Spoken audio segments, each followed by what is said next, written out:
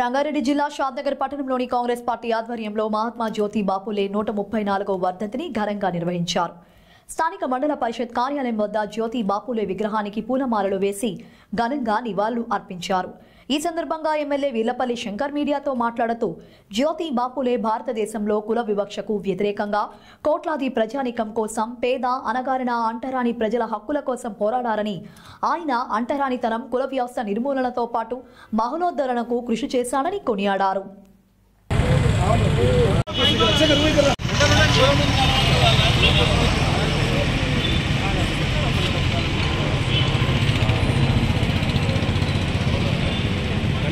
జర్ర అంత అయిపోయినా నిలబడి అట్లా తీసుకుంటాము. అయిపోయినా ఒకసారి నిలబడాలి.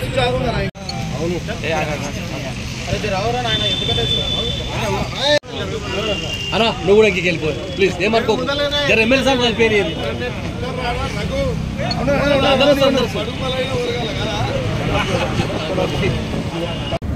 భారతదేశంలోనే గొప్ప సాంఘిక సంఘకర్త వారు పూలే గారి వర్ధంతి సందర్భంగా ఈరోజు వారికి మేమందరం కూడా మనస్ఫూర్తిగా నివాళులు అర్పించడం జరిగింది.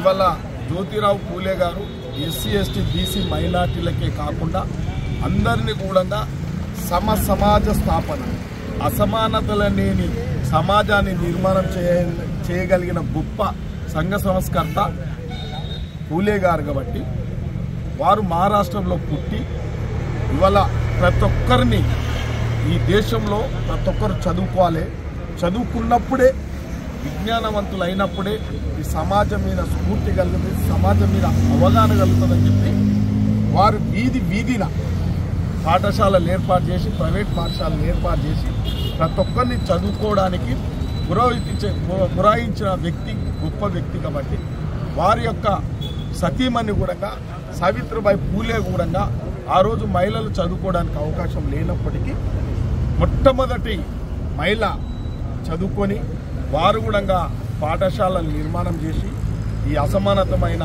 సమాజాన్ని పూర్తి స్థాయిలో ఇలా సమానత్వం ఉండాలి, సామాజికంగా ఆర్థికంగా అన్ని విధాలు కూడా అభివృద్ధి చేయాలి భారతదేశాన్ని అనే ఒక తలంపుతోని, ఒక కంకణబద్ధుడై, ఒక సంకల్పంతో ఇవాళ ఎస్సీ ఎస్టీ బీసీ మైనార్టీలు ఇవాళ నిలగడగలుగుతున్నాం, మాట్లాడగలుగుతున్నాం అంటే కొన్ని వర్ణాలు ఆ రోజు కొన్ని అగ్రవర్ణాలు కూడా ఇబ్బందులు పెట్టినవనేది వాస్తవం.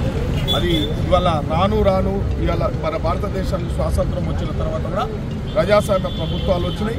ఇవాళ మనకు కూడా ఎస్సీ ఎస్టీ బీసీ మైనార్టీలు కూడా అన్నిట్లో అంటే సమాజంలో ఆర్థికంగా రాజకీయంగా కూడా ఎదుగుతూ ఉన్నారు, ఒక ప్రగతిపథంలో నడుస్తూ ఉన్నారు. కాబట్టి ఈ సమాజం నిజంగా ఎప్పుడు కూడా జ్యోతిరావు పూలేను ఎప్పుడు మరవద్దు. కాబట్టి ఈరోజు ఇంత ఘనంగా కూడా ప్రతి ఒక్కరు కూడా ఇక్కడ వచ్చి ఒక ఎస్సీ, ఒక బీసీ, ఒక రెడ్డి అందరం కూడా, ఒక మహిళ అందరూ కూడా, సావిత్రిబాయి పూలే కూడా వచ్చింది ఇక్కడికి.